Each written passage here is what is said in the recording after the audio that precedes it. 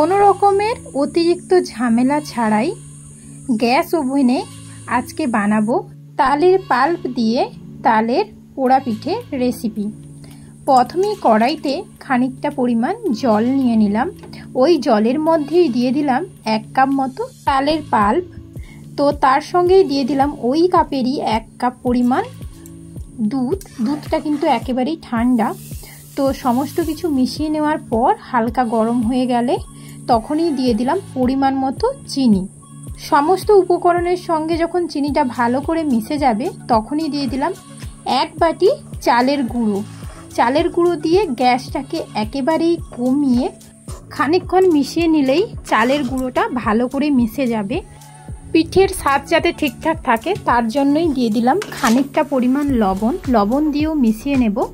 পিঠেটার স্বাদ আরও ভালো করার জন্য কিছুটা কুচিয়ে নেওয়া নারকেল, কিশমিশ, কাজু বাদাম আর ভেজে নেওয়া বাদাম, চিনে বাদাম, তো সমস্ত কিছুই দিয়ে দিলাম। দিয়েই খুন্তির সাহায্যে ভালোভাবে মিশিয়ে নেব।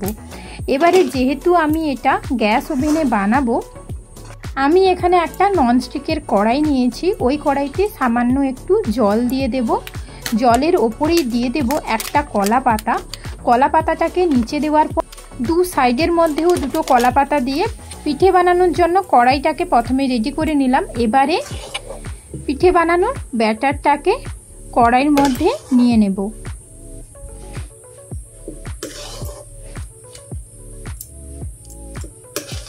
যেহেতু জিনিসটা উষ্ণ গরম আছে সেই কারণে হাতটাকে ভিজিয়ে তো ভেজানো হাতেই কড়াইয়ের চারদিকে সেট করে দিলাম আর উপর থেকেও কলা পাতা দিয়ে দেব।